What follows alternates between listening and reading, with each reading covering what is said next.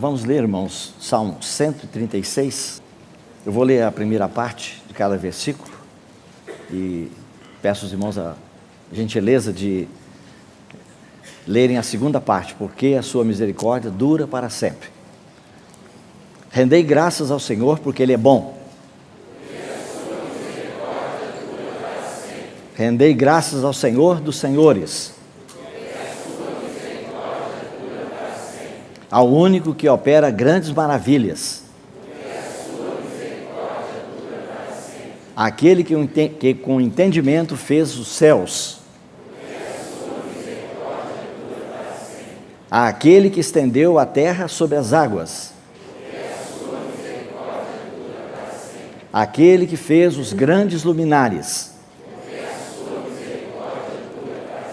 o sol para presidir o dia,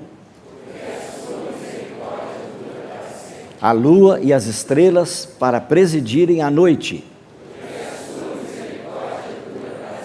aquele que feriu o Egito nos seus primogênitos e tirou a Israel do meio deles, com mão poderosa e braço estendido, aquele que separou em duas partes o mar vermelho, e por entre elas fez passar a Israel, mas precipitou no mar vermelho a Faraó e ao seu exército, aquele que conduziu seu povo pelo deserto, aquele que feriu grandes reis e tirou a vida a famosos reis, a Seom, rei dos amorreus, e a Og, rei de Bazã, cujas terras deu em herança a Israel, seu servo, a quem se lembrou de nós em nosso abatimento, e nos libertou dos nossos adversários, e dá alimento a toda a carne. Juntos, tributai louvores, Deus dos céus, porque a sua misericórdia dura. Nos alegramos, Senhor, na tua presença, mais uma vez nessa manhã. Nos alegramos em ler a tua palavra. Nos alegramos, Senhor, em ouvir essas declarações da tua boca e do teu coração, que a tua misericórdia dura para sempre, que as tuas misericórdias não têm fim, que o Senhor tem prazer na misericórdia. Continua, Senhor, nos guiando na tua palavra pelo teu Santo Espírito. Guia-nos, Senhor. Entregamos a ti a nossa memória, que o Senhor nos faça lembrar daquilo que o Senhor deseja que seja lembrado. Uma vez mais, confessamos a ti a nossa incapacidade para falar e para ouvir. Por isso contamos, Senhor, com a tua grande, infinita bondade e misericórdia. Nos dirija, Senhor. Fala conosco e que esses momentos possam ser usados pelo teu Espírito Santo para moldar a vida de cada um de nós na imagem do Filho primogênito, até que Cristo seja formado em nós. É a nossa oração, nesse nome precioso, o nome do Senhor Jesus. Amém. Irmãos, uma pequena palavrinha sobre o Salmo 136, depois nós vamos entrar, como eu disse para os irmãos, nos dois últimos aspectos que nós estamos estudando sobre as ternas misericórdias de Deus. Nessa manhã nós vamos voltar então para um dos vasos do tabernáculo chamado propiciatório, tá? Mas antes de fazer isso, eu gostaria só de lembrar aos irmãos por que por que o Espírito Santo de Deus, ele utiliza, né, fatos como esse que nós estamos vendo no Salmo 136. Né? Eu me lembro que há muitos anos atrás, um amado irmão me pediu que lesse Números capítulo 7. E se eu podia ler e ver alguma coisa que estava escrito ali, né? E eu li aqueles, né, inúmeros versículos, né? Não me lembro exatamente, deixa eu só checar aqui para dizer para os irmãos. Números capítulo 7 são 89 versículos, contando tudo, né? Todos os versículos são 89.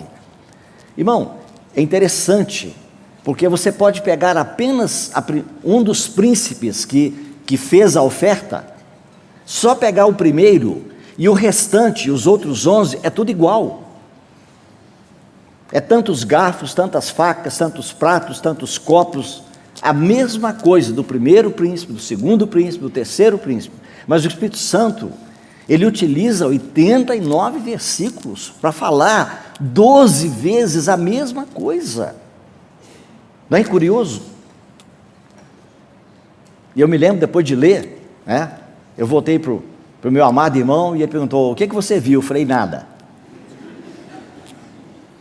Só vi as letras, né, um monte de letras ali, 89 versículos cheios de letra. Você não consegue escrever nada, você não consegue tirar? Não, irmão, não consigo.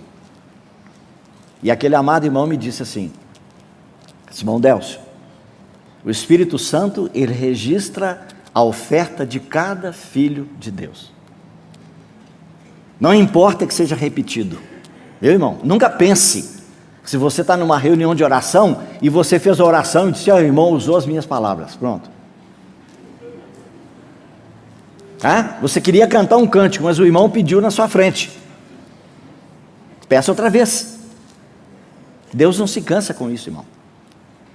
Pode ser uma vez, duas, três, 12, para mostrar para nós que é o número completo. Completo governo de Deus. Está vendo? Aqui, irmão, não é só 12, são 26.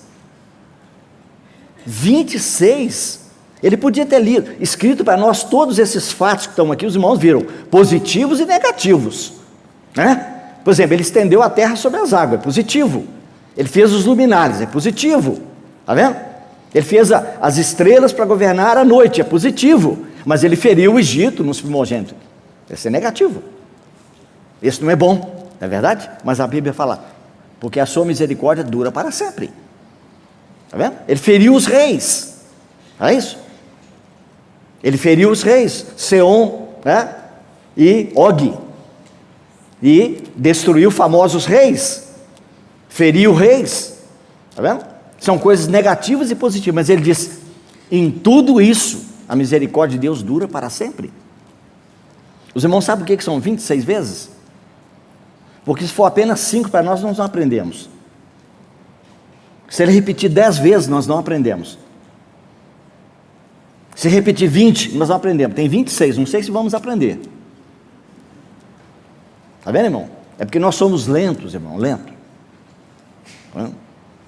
Quando Arão entrava no tabernáculo para ungir, né, os vasos, os utensílios do tabernáculo, ele podia ter ungido uma vez só, para Deus é bastante. É o sangue do filho dele. Mas ele fazia 7 vezes. Porque nós custamos aprender, somos lentos para aprender.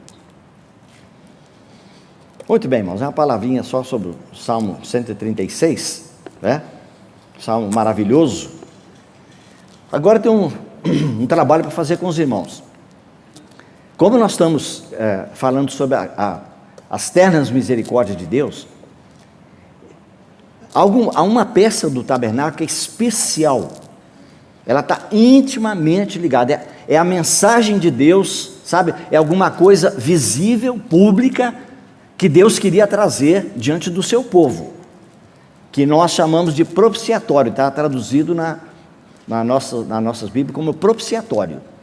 Mas como eu disse para os irmãos, quando eu lendo as versões e os livros comentaristas em inglês, então eu notei que algumas versões não trazem a palavra propiciatório, ela traz a palavra mercy seat, que é um assento de misericórdia. Esse sit pode ser, você pode imaginar uma cadeira, pode imaginar um trono. Eu falei, vou dar uma pesquisada aqui Aí comecei a procurar pela concordância e digitava lá, procura essa palavra para mim e tal, e comecei a descobrir algumas coisas interessantes, que provam para nós que é perfeitamente correto traduzir a palavra do hebraico caporé, com TH no final, caporé, que é traduzido para a palavra propiciatório, está vendo? Propiciatório. E é perfeitamente correto que essa palavra seja traduzida para nós como assento de misericórdia. E aí, irmão, andando mais um pouquinho, eu ganhei um pouquinho mais de luz. É que a palavra também diz que não é apenas um assento de misericórdia, mas também diz que era um trono. Por quê? Aparece inúmeras vezes a expressão Deus está entronizado entre os querubins. Algumas traduções nossas usam a palavra acima dos querubins, mas eu examinei várias traduções de peso, como a do irmão John Nelson Darby, e tradução literal do Young, são muito boas, confiáveis, e todos eles traduzem como Deus, Ele está entre os querubins, Ele está entronizado entre os querubins. Ora, para alguém estar entronizado, ele precisa de um trono. E aí, irmão, agora nós podemos ir para o Novo Testamento, e vamos descobrir que lá no livro de Hebreus, capítulo 4, diz que nós podemos chegar com intrepidez, com toda a coragem, junto ao trono da graça. Então, agora encontramos a palavra trono, está vendo? Então não é apenas um assento, mas é também um trono. E aí, irmão, nós vamos começar a ver que o que Deus fez em relação ao seu povo de Israel, relacionado com esse vaso chamado propiciatório. Está intimamente ligado. Quando chegamos no Novo Testamento, nós vamos descobrir que o Espírito Santo usou a mesma palavra, que era o caporé do Antigo Testamento, do hebraico. Agora ele vai para o Novo Testamento e vai chamar de hilasterion. Irmão, estou erudito pra caramba, hein? Você viu? De português eu não sei quase nada, mas de hebraico e grego eu sei bastante. O caporé do Antigo Testamento, no Novo Testamento é hilasterion. Ela aparece duas vezes só, em Romanos capítulo 3 e Hebreus capítulo 9. E aí, irmão, claramente nós vemos que a palavra propiciatório, ela está no Novo Testamento. Encontramos a palavra também propiciação, mas não é a mesma coisa, está vendo? E aí, irmão, então eu quero ler com os irmãos alguns versículos, para nós, lendo aqui os versículos, claramente nós vamos ver o quadro que o Senhor montou para nós. Então, começando com Êxodo capítulo 25. Peço aos irmãos que eu havia proposto, de mostrar para os irmãos, e nós vamos fazer isso. Eu tinha trazido não sei, não dá para ver, eu sei para os irmãos, mas temos uma foto aqui do propiciatório, bem nítida, bem claro, mas por falha minha, não passei a tempo devido para o irmão. Nós vamos tentar, no máximo até amanhã cedo, vou mostrar para os irmãos, porque se você puder contemplar o que é o propiciatório em cima da arca, fica bem mais claro para a gente entender as lições que estão aqui. Irmãos, tem lições seríssimas, como eu disse para os irmãos, que agora nós estamos entrando na parte que volta para nós. Bem-aventurados os misericordiosos. Então o Senhor, Ele quer que nós sejamos misericórdios. Sede vós misericordiosos, como é misericordioso o vosso Pai que está no céu. Acharam Êxodo 25? Então vamos começar aí com o versículo 17. Farás também um propiciatório de ouro puro, de 2,5 côvados será o seu comprimento, a largura de 1,5 côvado.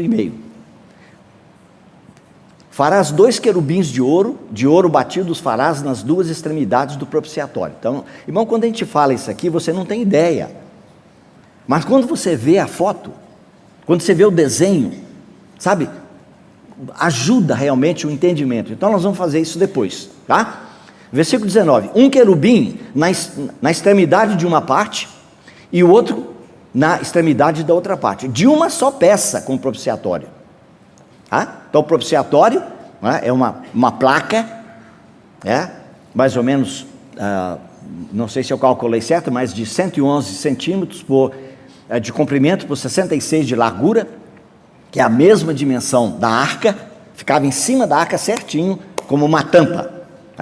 E aí, nas extremidades, de um lado para o outro, os querubins foram ornamentados ali, foram confeccionados, um olhando para o outro, mas também olhando para baixo, onde ficava o chamado propiciatório, onde o sangue era derramado. Verso 20: os querubins estenderão as asas por cima, cobrindo com elas o propiciatório. Então as asas são bem estendidas, e eles cobriam como que protegendo o propiciatório, cobrindo com elas o propiciatório. Estarão eles de face voltadas uma para a outra e olhando para o propiciatório. Então não somente um de frente para o outro, mas atenção voltada para baixo, para o que acontecia ali.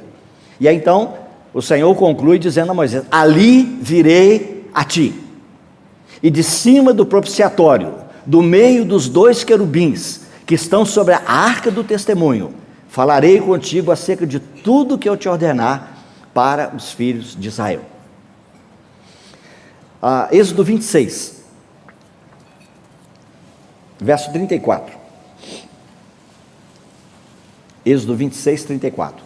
Porás a coberta do propiciatório sobre a arca do testemunho no Santo dos Santos. Irmão, está entendendo? Agora o propiciatório vai ser colocado sobre a arca, porque ela é do mesmo tamanho, da mesma dimensão, e ela tem um encaixe, ela encaixa ali, é como se ficasse hermeticamente fechado aquilo ali. Êxodo 30, verso 6. Porás o altar defronte do véu que está diante da arca do testemunho, diante do propiciatório que está sobre o testemunho, onde me avistarei contigo. 31, 7, Êxodo. A tenda da congregação e a arca do testemunho e o propiciatório que está por cima dela, e todos os pertences da tenda. Estou lendo para os irmãos todos os versículos que estão em Êxodo, que falam sobre a arca, sobre o propiciatório, como nós estamos vendo aqui. Êxodo 37, agora já é dizendo que aquilo que o Senhor ordenou para o seu povo foi feito, então é o registro de que eles obedeceram. Então capítulo 37, verso 6.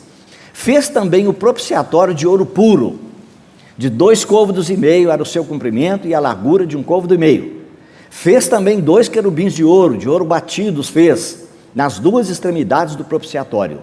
Um querubim na extremidade de uma parte, e o outro na extremidade de outra parte. De uma só peça com o propiciatório, fez os querubins nas 2 extremidades dele. Os querubins estendiam as asas por cima, cobrindo com elas o propiciatório. E estavam eles de faces voltadas uma para a outra e olhando para o propiciatório. Capítulo 40. Êxodo 40, verso 20. Tomou o testemunho e o pôs na arca. Os irmãos sabem, o testemunho que está falando aqui são as 2 tábuas da lei. E colocou dentro da arca, e meteu os varais na arca, e pôs o propiciatório em cima da arca. Agora Levítico, capítulo 16. É o livro seguinte, Levítico 16. Vamos saber aqui, esse capítulo, praticamente ele é o centro, é o capítulo que divide para a direita e para a esquerda, de 1 a 15 e do 17 até o final do livro de Levítico, e fala exatamente sobre o dia da expiação, o dia da expiação. Irmão, esse é um capítulo tão tremendo, tão maravilhoso, nós estamos caminhando para o cumprimento desse dia da expiação. Há uma festa em Israel chamada Festa da Expiação, está vendo? 4 festas se cumpriram até os dias do Senhor Jesus e quando ele subiu para o Pai: Páscoa, Pães Asmos, Primícias e Pentecostes. Pentecostes foi a descida do Espírito Santo quando a igreja foi formada, quando a igreja nasceu. Mas, irmão, passou um longo período. Você imagina, vamos dizer lá desde o ano 30 e alguma coisa, 30 e poucos, até chegar agora, né? Não posso garantir para os irmãos, no meu coração eu creio que a festa das trombetas, né? Como está lá no Levítico 23, entre a quarta festa e a quinta, há um período maior de meses. Não há essa diferença entre Páscoa, Pães Asmos, Primícia e Pentecostes. É uma quase atrás da outra. Mas quando chega na quinta, há um espaço bem grande.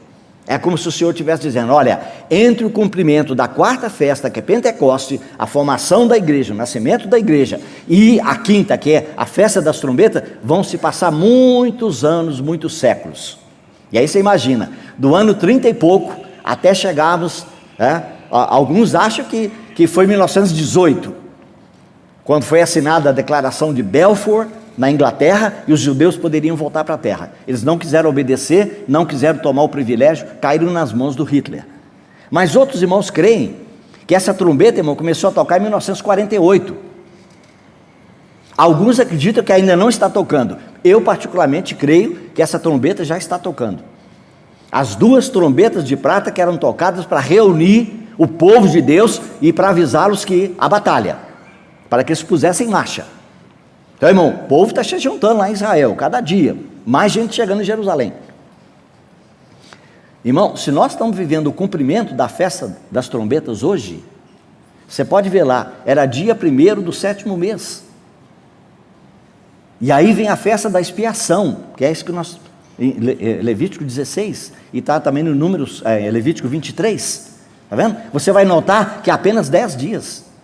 Dia 1º, trombetas, dia 10, expiação. Sabe o que é expiação, irmãos? É a conversão da nação de Israel. O dia que ela for cumprida, a palavra de Deus diz que uma nação vai nascer num só dia. Isaías mencionou isso. E a palavra de Deus diz que quando o Senhor Jesus descer do trono, ele vem até as nuvens invisível. Mas agora ele desce das nuvens até o Monte das Oliveiras. Quando ele descer das nuvens até o Monte das Oliveiras, a palavra de Deus diz em Mateus que aparecerá o sinal do Filho do Homem no céu. Está vendo? E ele diz, todas as tribos da terra verão. Irmão, é impressionante como se muda as palavras na nossa tradução em português e traz uma série de problemas. Algumas traduções dizem, traz todos os povos. Totalmente errado, irmão. Totalmente errado. Deus não está falando dos povos, está falando das tribos. Todas as tribos de Israel, onde houver alguém que pertence a uma das 12 tribos, eles verão aquele a quem traspassaram. Irmão, num abrir e fechar de olhos, toda a nação de Israel se converterá. É o que Paulo falou, Romanos capítulo 11, virá o libertador de Sião e todo Israel será salvo. Tem uns irmãos que chegam e dizem, irmão Deus, mas esse todo aí não é todo não, para mim é só 90%. Irmão. Então traduz para mim João 3,16, Deus amou o mundo de tal maneira, e deu o seu Filho unigênito para quê? É 90%, irmão? Não, aqui é 100%. Irmão, não consigo entender isso. A palavra no grego é panta, P-A-N-T-A. Como é que você vai mudar? Irmão, você lê Zacarias 12, 13 e 14, não me lembro exatamente se é no 13 que ele fala especificamente, né? Que cada família de Israel, a família de Davi, a família de Natã, a família de Zadok, cada um vai sair para um canto para chorar, lamentar, porque eles mataram o seu Messias. Aí o irmão sabe o que vai acontecer, não é? É isso que nós estamos pregando aqui, ó. A grande, eterna misericórdia de Deus que dura para sempre. Então, irmãos, só um parênteses aqui do Levítico 16, não é? Vamos ler o versículo 2. Então disse o Senhor a Moisés, dize a Arão teu irmão, que não entre no santuário em todo o tempo. Agora está falando que é do santo dos santos, para dentro do véu, aquele véu que separava o lugar santo do santo do santo. Irmão, abre um parênteses aqui, para dizer para vocês, essa foto foi tirada de um livro em inglês, que eu comprei há poucos anos atrás, acho que 35 anos atrás. Não se assuste, porque eu só tenho 10 mais do que isso. Então, irmão, fotos, um irmão que fez uma réplica do tabernáculo, utilizando o material que é mencionado lá: ouro, prata, bronze, madeira, tudo. Ele fez direitinho, tá? E publicou isso num livro. Eu tirei isso aqui, então o irmão pode ver, eu sou bem antigo, o meu aqui ainda é transparência, ó, sabe? Hoje o negócio do pessoal é tablet e data show, tá? Evangélico envolvido com show, aquela coisa todinha e tal. Para mim eu sufoco isso, né? Estou contando com a ajuda dos irmãos aqui para a gente poder. Os irmãos vão ver amanhã a foto. Irmão, eu tenho essas fotos, posso mandar para os irmãos, tá? Você pode também adquirir no formato pequenininho um livretinho que é publicado pelos irmãos lá de Diadema. Não me lembro se é Leituras Cristãs, alguma coisa desse tipo. Mas eles publicaram um livretinho tirado com essas fotos que chama A Casa de Ouro. A Casa de Ouro, sabe, irmão? Irmão, é de tremenda importância você conhecer o tabernáculo, irmão. Há um irmão que disse que o cristão que conhece o tabernáculo e a interpretação, o significado espiritual do tabernáculo, nunca vai ter dúvida de que a palavra de Deus é inspirada, de tão maravilhoso que é. Muito bem? Então, disse o Senhor a Moisés: dize a Arão, teu irmão, que não entre no santuário em todo o tempo, para dentro do véu, diante do propiciatório que está sobre a arca, para que não morra, porque aparecerei na nuvem sobre o propiciatório. Olha, irmão, agora tem que ser criado lá dentro, ele tem que levar o incensário, né? E ele vai provocar ali uma nuvem, tá, de incenso, e o Senhor vai aparecer no meio daquela nuvem, no meio dos querubins, em cima da arca, no propiciatório. Está vendo? Verso 13: porá um incenso sobre o fogo perante o Senhor, para que a nuvem do incenso cubra o propiciatório que está sobre o testemunho, para que não morra. Verso 14: tomará do sangue do novilho e com o dedo o aspergirá sobre a frente do propiciatório e diante do propiciatório que está sobre o testemunho, para que não morra. Agora entrou o sangue, está vendo? Nuvem e sangue. Tomará do sangue do novilho e com o dedo o aspergirá sobre a frente do propiciatório, diante do propiciatório, aspergirá 7 vezes do sangue com o dedo, que eu falei para os irmãos, 7 vezes porque nós somos lentos para aprender. Verso 15: depois imolará o bode da oferta pelo pecado, que será para o povo, e trará o seu sangue para dentro do véu, e fará com o seu sangue, como fez com o sangue do novilho, aspergi-lo-á no propiciatório e também diante dele. E aí, sem os irmãos têm que procurar esse versículo, tem uma palavra muito interessante no livro de Números que diz assim: quando entrava Moisés na tenda da congregação para falar com o Senhor, então ele ouvia a voz que lhe falava de cima do propiciatório, que está sobre a arca do testemunho, entre os 2 querubins. Assim lhe falava. Então, irmãos, esse era o lugar de encontro, de comunhão, de instrução de Deus com o seu povo. Mas era naquele lugar ali, irmãos. Tinha que ter a arca, dentro da arca as 2 tábuas da lei, a vara de Arão que floresceu, vai ser colocada lá dentro, e o pote com maná. Mas, irmão, a grande importância são as tábuas da lei, estão lá dentro. Tá vendo? Quando nós chegamos no Novo Testamento, olha o que foi escrito na carta aos Hebreus, capítulo 9. Hebreus capítulo 9, verso 5. Hebreus 9, 5. E sobre ela, a arca, os querubins da glória, que com a sua sombra cobriam o que, irmãos? Não ouvi? Propiciatório que está escrito aí? Perfeitamente correto, irmãos, está vendo? Aqui ele usou agora a tradução da palavra do Antigo Testamento, do hebraico caporé, foi traduzida para o Novo Testamento agora como propiciatório, não propiciação, como está lá na carta de João, é propiciatório, está vendo? E Paulo, que eu creio que é o autor dessa carta, ele diz: dessas coisas, todavia, não falaremos agora pormenorizadamente. Então, irmão, veja só, nós lemos aqui sobre o propiciatório, no Antigo Testamento e agora chegamos no Novo Testamento e essa palavra foi perfeitamente traduzida como propiciatório. Agora vamos tentar descobrir, irmão, como que nós vamos identificar que esse propiciatório, os irmãos sabem, a palavra propiciar significa satisfazer, agradar, apaziguar. Está vendo? Como que Deus poderia habitar no meio de um povo pecaminoso como o seu povo de Israel? Só por causa do propiciatório, por causa do sangue que era derramado ali. Primeiro pelo próprio sacerdote e depois a oferta que ele fazia por todo o povo. Então, quando Deus via o sangue ali, no propiciatório, então ele podia encontrar com o seu povo ali na base do sangue. Então agora, irmãos, olha, diz que um querubim estava colocado numa ponta e o outro querubim na outra, olhando para um de face para o outro, de rosto voltado para o outro, mas olhando para baixo, porque a atenção deles está no sangue que está sendo colocado ali, tá? Então a palavra de Deus diz que era um querubim numa extremidade e outra na outra. E os querubins estendiam as asas, cobrindo com elas o propiciatório. Está vendo? Eles cobriam o propiciatório.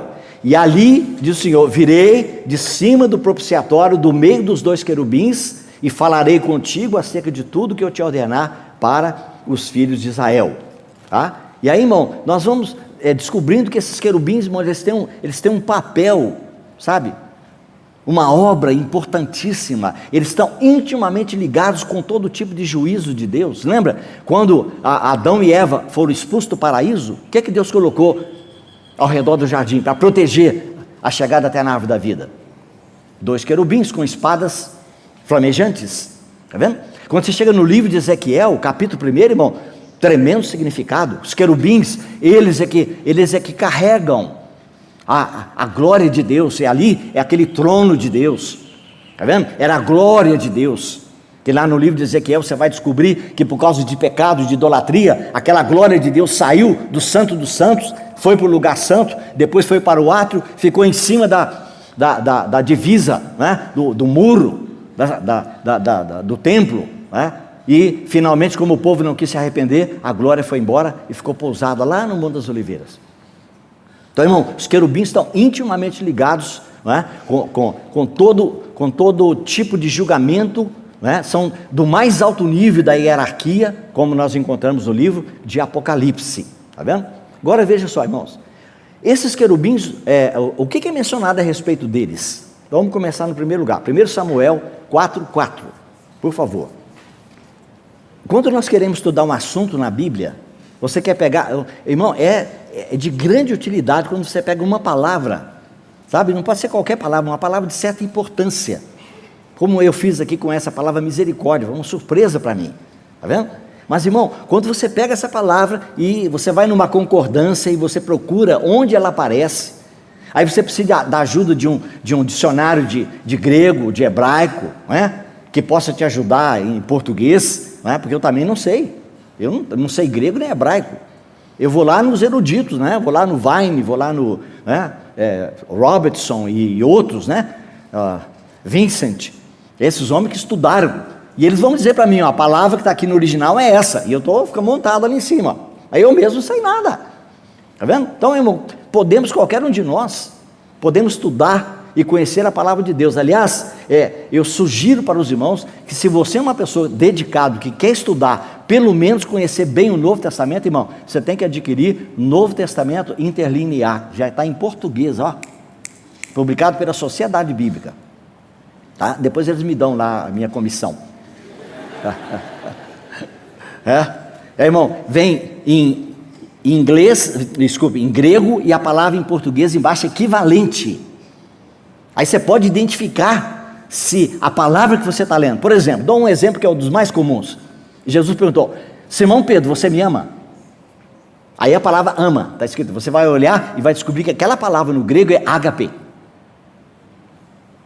Aí o Pedro responde: sim, Senhor, tu sabe que eu te amo. Vai lá e olha para você ver, a palavra é diferente, é filéu. Então na nossa tradução, irmão, que diz assim: sim, Senhor, tu sabe que eu te amo. Para nós ele está declarando que ama, no grego está dizendo que não ama. Irmão, não é que é problema? Olha que problema. Está vendo? Então, irmão, tenha isso, me propõe, como eu disse para os irmãos, pode, vários irmãos têm me procurado, vários têm comprado, né?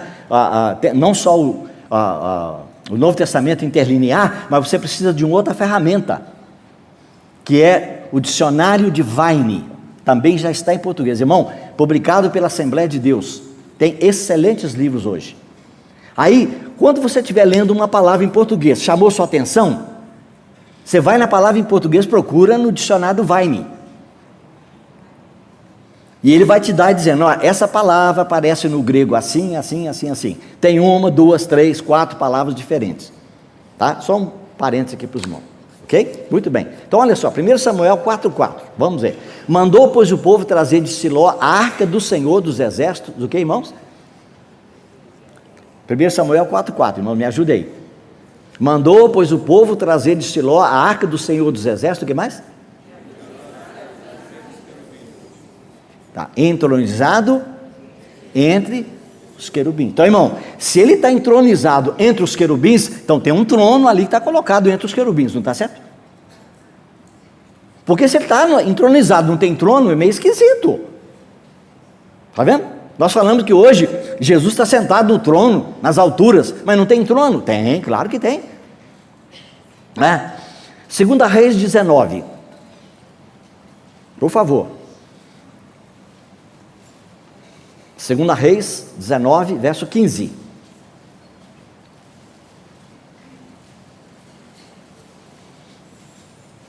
E orou perante o Senhor, dizendo, ó Senhor Deus de Israel, que estás... Oi? Irmãos? Que estás o quê? Acharam aí, irmãos? 2 Reis 19, 15. E orou perante o Senhor, dizendo, ó Senhor Deus de Israel, que estás... Isso, irmão, pode ler para mim, por favor, entronizado o quê? Entre os querubins. Está vendo, irmão? Só para você ver quantas vezes. Salmo 80, verso 1. Salmo 80, verso 1. Dá ouvidos ao pastor de Israel, que conduzes a José como um rebanho. Tu que estás... Oi, irmãos? Os irmãos podem ler para mim esse pedacinho? Pode citar para mim? Tu que estás o quê? Não estão vendo? Uma e outra vez a palavra está dizendo que o Senhor está entronizado entre os querubins. Então, irmão, é só para mostrar para você que tem um trono aqui agora, tá? Não somente, ele tem um trono, ele está entronizado. Aquele lugar ali chamado propiciatório, entre os querubins, é um trono. Está vendo? Porque nós vamos chegar no Novo Testamento, aí você vai entender o que eu estou querendo dizer. A responsabilidade nossa, onde que está. Salmo 99, verso 1. Reina o Senhor, tremam os povos, ele está entronizado entre os querubins, abale-se a terra. E se você quer anotar mais um, eu não sei se eu retirei todos os lugares que falam sobre entronizado, mas é Isaías 37:16, né? O Senhor dos exércitos, Deus de Israel, que está entronizado entre os querubins. Então, irmãos, está claro para nós aqui na palavra, não temos como negar, que em cima da arca, no propiciatório, entre os querubins, existe um trono. Está vendo? Que nós vamos poder chamar, na linguagem do Novo Testamento, de acordo com Hebreus capítulo 4, de trono da graça, ou trono de misericórdia. Está vendo, irmão? Então, irmão, você vai ver que a ligação que tem, só um minutinho, nós estamos aqui fazendo um estudo bíblico, pregando versículos da Bíblia, mas imediatamente nós vamos ver a aplicação. Outro lugar, 2 Samuel capítulo 6, verso 2. Aqui, o Espírito Santo vai falar para nós de uma maneira diferente.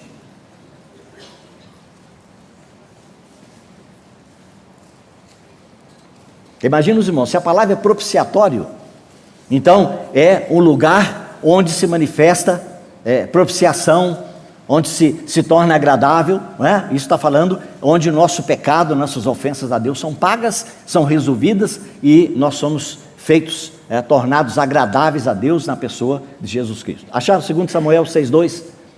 Dispôs-se com todo o povo que tinha consigo, partiu para Baalá de Judá, para levarem de lá para cima a arca de Deus, sobre a qual se invoca o nome do Senhor dos exércitos, que Que, irmãos, o quê?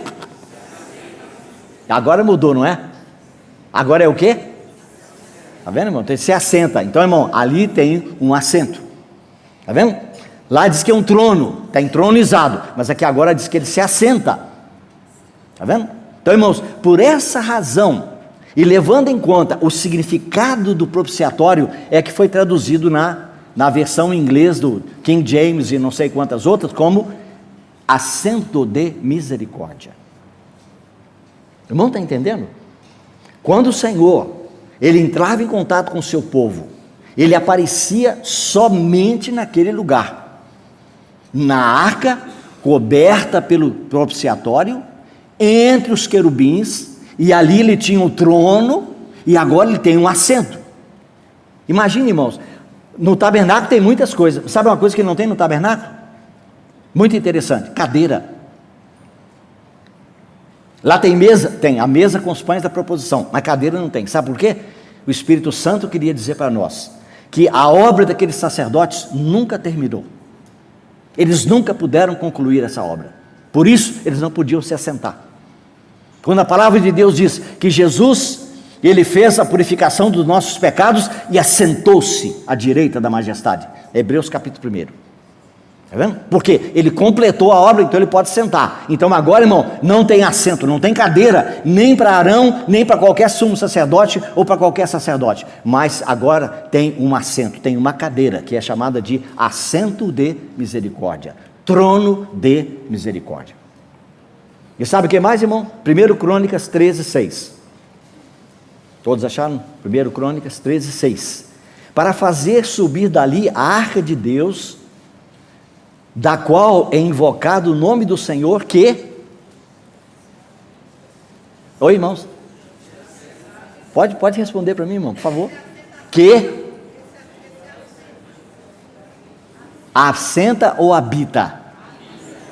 Está vendo, irmão? Algumas traduções mudam também com uma facilidade. Irmão, aqui nós encontramos uma outra expressão. Não somente ele está entronizado, não somente ele se assenta, mas ele habita, irmãos, ele mora.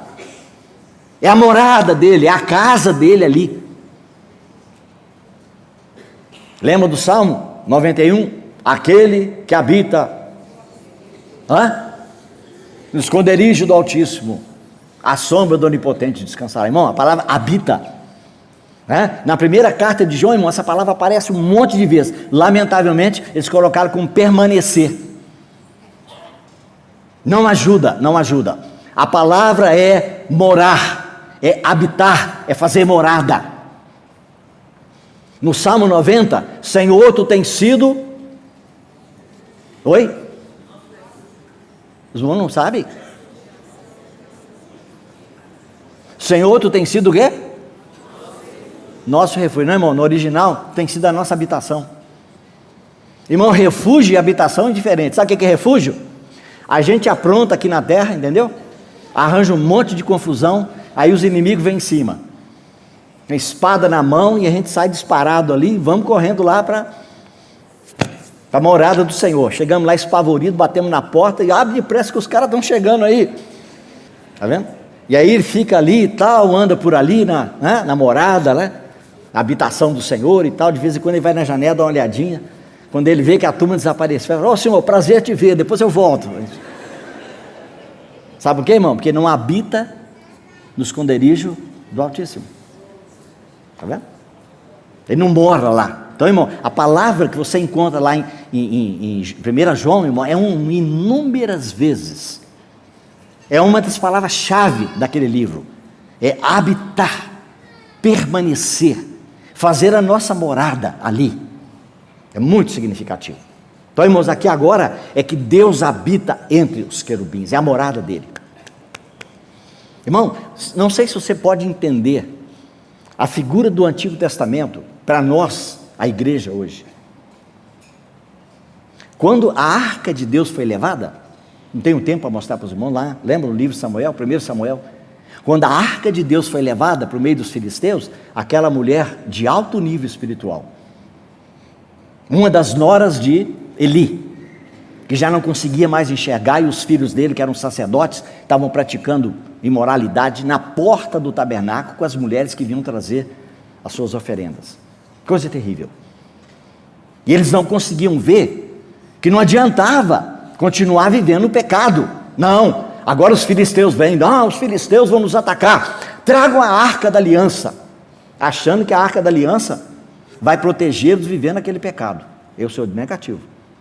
A arca não vai proteger vocês do pecado. Ou vocês se arrependem, ou então a arca vai embora. E aí a palavra de Deus diz que quando a arca foi levada, aquela mulher deu à luz um filho e disse: coloca o nome no meu filho de Icabô. Lembra? Foi-se a glória do Senhor.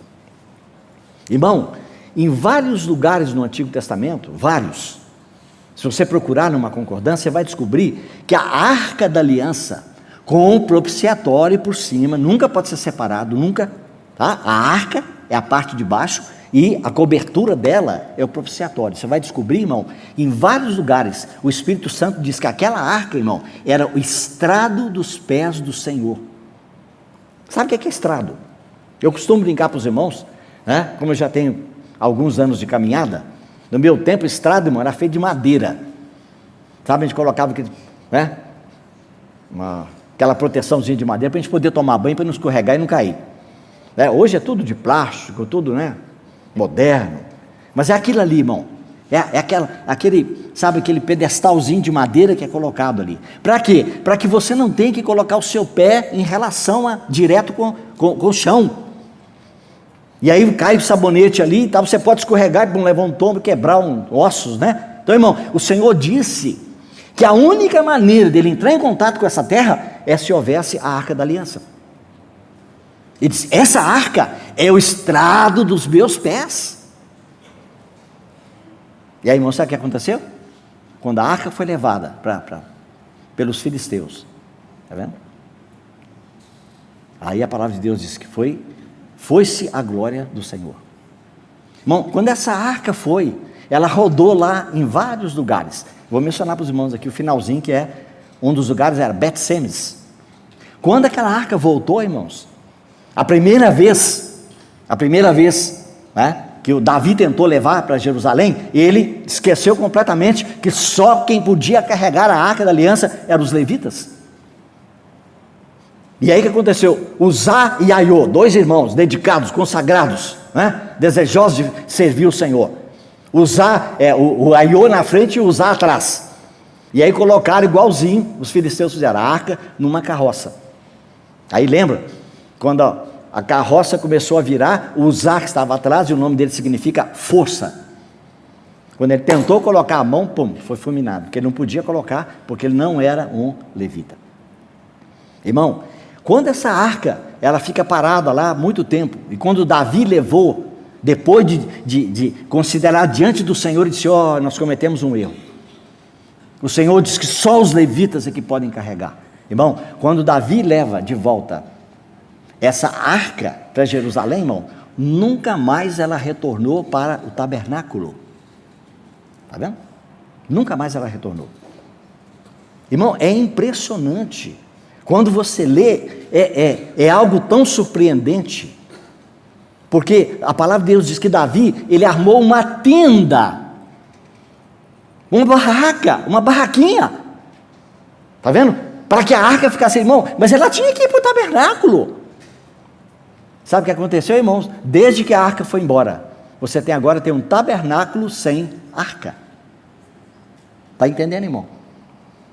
Irmão, todos os utensílios do templo, o altar de bronze é a morte do Senhor Jesus, a pia de bronze é a palavra de Deus e o Espírito Santo, a mesa com os pães da proposição, Cristo é nosso sustento, o altar de ouro do incenso, Cristo é nosso mediador, nosso intercessor, e o candeeiro de ouro, Cristo é nossa luz, com significado também da igreja. Irmão, todos esses utensílios falam do que Cristo fez, da obra dele. Mas, irmão, a arca é a pessoa de Cristo, não é o que ele fez, é ele. E aí, irmão, hoje nós podemos entender o significado que nós temos hoje. Por que o povo de Deus se dividiu? Porque no Brasil hoje nós temos certamente acima de 3.000 denominações. Sabe por quê, irmãos? Porque a arca, a pessoa de Cristo não tem o seu devido lugar de autoridade no meio do povo de Deus. Vivemos como nos livros de Juízes, cada um fazia o que bem parecia aos seus olhos, porque não havia rei em Israel. Então, irmãos, essa arca, irmão, é de um significado tão grande, está vendo? E quando, lá no livro de Ezequiel, ele nos mostra que a glória de Deus, os querubins foram levantando a glória de Deus, irmão, essa glória é exatamente isso aqui.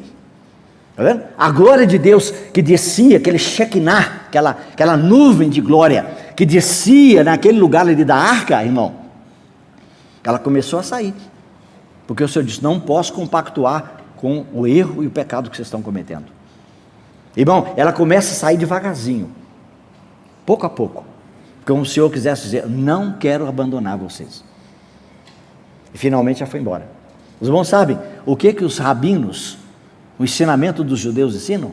Que quando isso aconteceu lá, na época do Ezequiel, está mencionado lá, no capítulo, se não me engano, começa no capítulo 8, 9, 10, falando que a glória foi saindo, irmão, ela saiu e foi lá para o Monte das Oliveiras. Sabe o que muitos rabinos ensinam? Isso está registrado lá em Israel, nos registros deles lá. Irmão, aquela glória ficou parada lá no Monte das Oliveiras 3 anos e meio. Na época do Ezequiel, e as pessoas podiam ver de longe aquela nuvem, a nuvem do Shekinah. Sabe o que é isso, irmãos? Avisando que um dia aquela nuvem vai voltar e vai ficar aqui na terra 3 anos e meio. Isso te lembra o quê?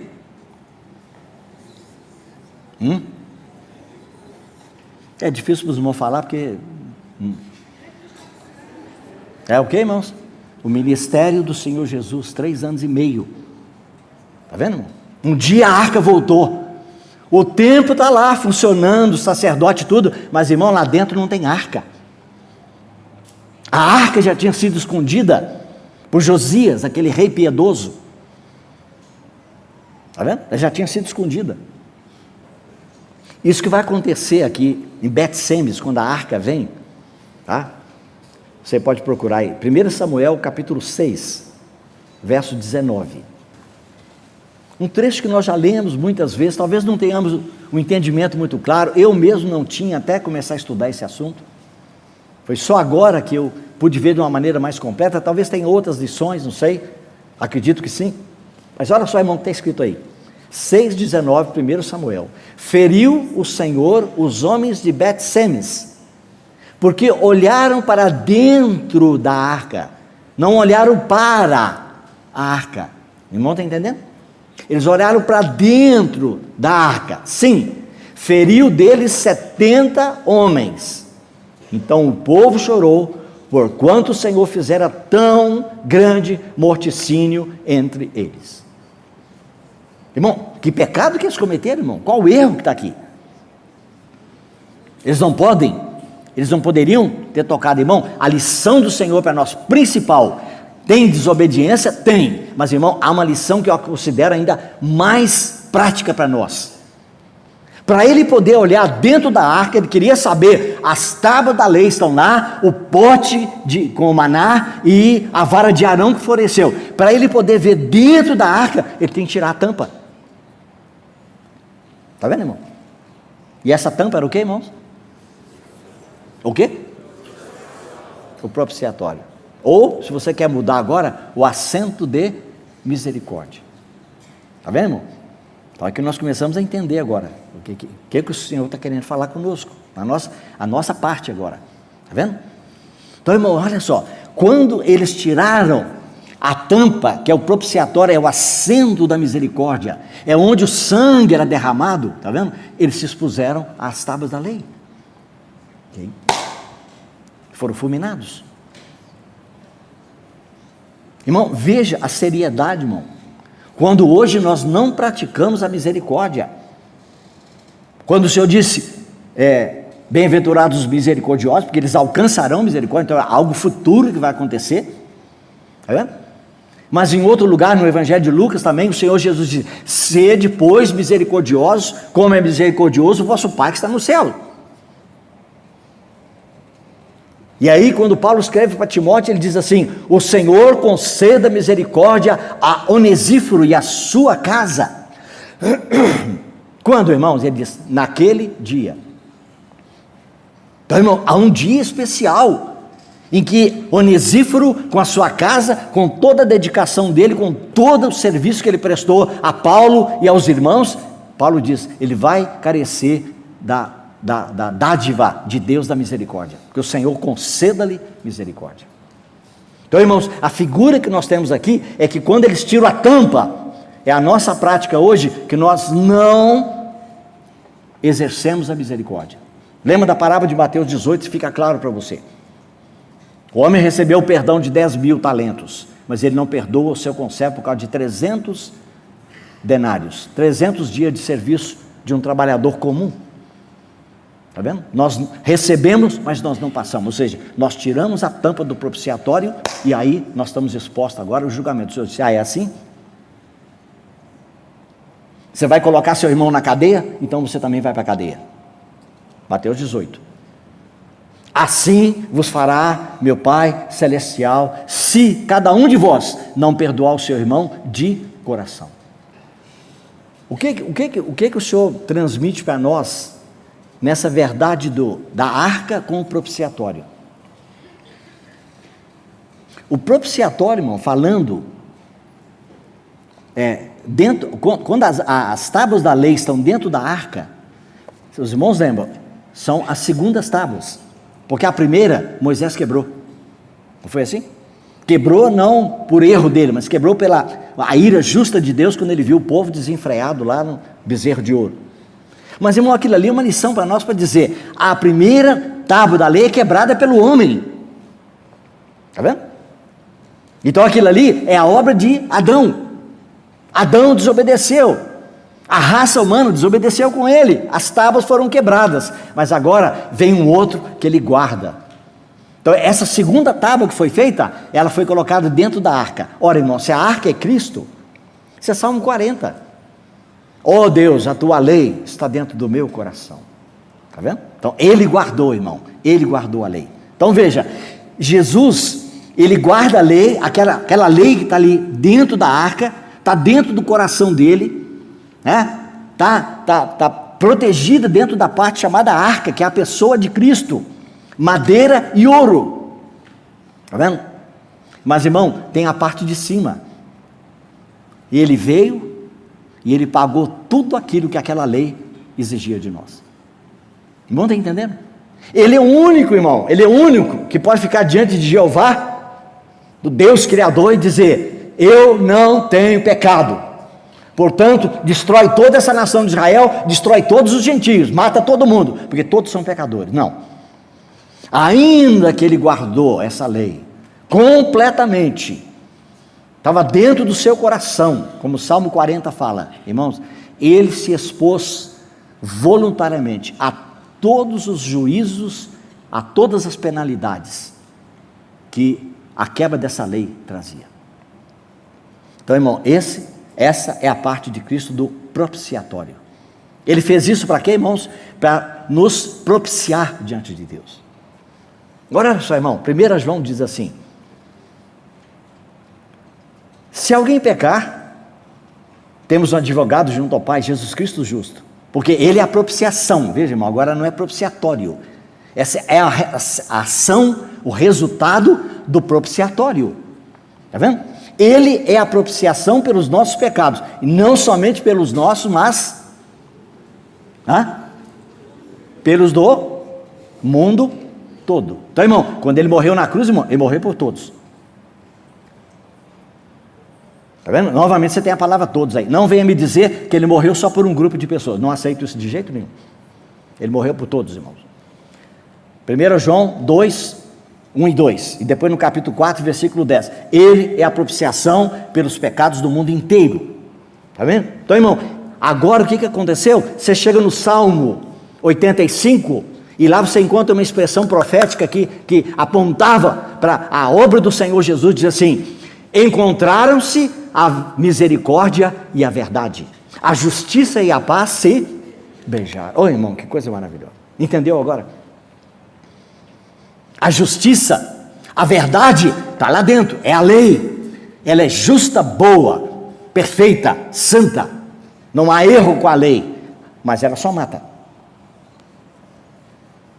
É o que Paulo chama em 2 Coríntios capítulo 3, o ministério da morte. Não que a lei seja morte, mas é que ela nos condena. Mas agora, irmão, Deus tem uma outra coisa, por cima, está vendo? Ele cria agora uma tampa. O propiciatório, irmão, ele tampa, hermeticamente, ele encaixa, está vendo?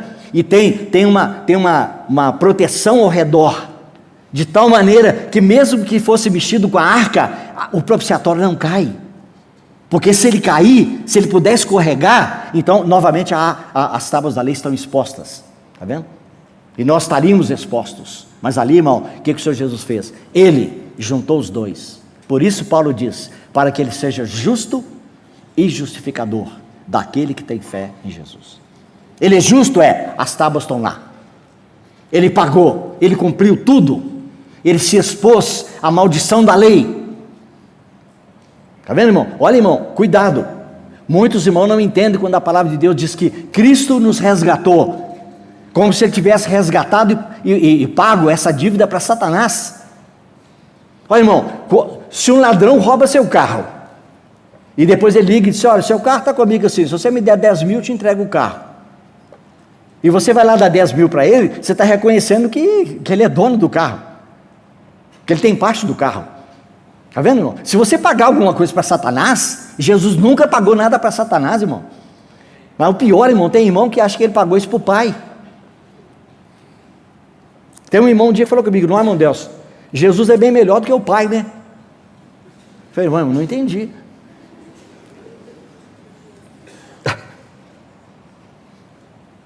Ele não intercede por nós, lá junto do pai? E ele não nos resgatou? Ele não pagou, não foi para o pai? Eu falei, irmão, que é isso, irmão? Deus amou o mundo de tal maneira que ele deu o seu filho. Irmão, Jesus pagou o resgate à lei. Cristo nos resgatou da maldição da lei. Porque está escrito, maldito todo aquele que for pendurado no madeiro. Capítulo 3, não me lembro o versículo de Gálatas. A misericórdia e a verdade, irmãos. Olha aqui a palavra misericórdia, está vendo? Então, na pessoa do Senhor Jesus, a misericórdia e a verdade. A verdade está lá, irmão? Está lá, não tem como negar. Mas agora, a misericórdia e a verdade se encontraram, e a justiça e a paz se beijaram. Irmão, realmente tem muitas coisas para continuar falando para os irmãos, né? Amanhã, com a graça do Senhor, nós concluiremos. Vamos falar um pouco mais de perto, né? Já adianto para os irmãos dizendo o seguinte, falei no primeiro dia, dei uma pequena luz para os irmãos. O que mais me impressionou, irmão, foi quando eu li a palavra mercy seat, assento de misericórdia. Nós vimos aqui que corretamente nós chamamos de assento de misericórdia, trono de misericórdia, o mesmo trono de Hebreus capítulo 4, verso 16, de chegar até o trono da graça, está vendo? Então é esse aqui, irmão, esse é o trono, é o propiciatório, não tem a menor dúvida, ok? Mas eu disse para os irmãos que o que me assustou, irmão, foi que agora nós podemos comparar duas expressões, está vendo? Uma é do lado de Deus para conosco, é o assento de misericórdia. Aí eu falei para os irmãos que a nossa tradução da palavra bema, B-E-M-A do grego, que é traduzido como tribunal de Cristo, nas traduções em inglês é assento de juízo, é judgment seat. O outro é mercy seat. E aí então, irmão, agora nós temos dois assentos, um de misericórdia e um de juízo. Está vendo? E aí, irmão, amanhã nós vamos entender de maneira mais clara por que o Tiago diz que o juízo será sem misericórdia sobre aquele que não usou de misericórdia. E ele conclui dizendo, a misericórdia, o quê? A misericórdia triunfa sobre o juízo. Está vendo, irmão? Naquele dia é que vai se cumprir Mateus 5,7. Bem-aventurados misericordiosos, porque eles alcançarão misericórdia. Senhor nos abençoe, irmãos. Vamos orar. Nosso Pai, nós entregamos em Tuas mãos o que o Senhor nos permitiu compartilhar nessa manhã.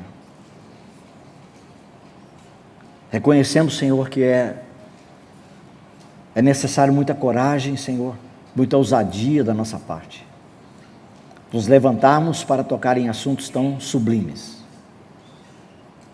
Mas pedimos, Senhor, que Tu possas ir, como o Senhor já prometeu, não somente à nossa frente, mas também na nossa retaguarda, à nossa direita e à nossa esquerda, por cima e por baixo. O Senhor tenha misericórdia das nossas limitações para tocar nesses assuntos tão maravilhosos que nos falam da Tua pessoa, o Pai das misericórdias. Agradecemos, entregamos tudo em Tuas mãos, no nome precioso do Senhor Jesus. Amém.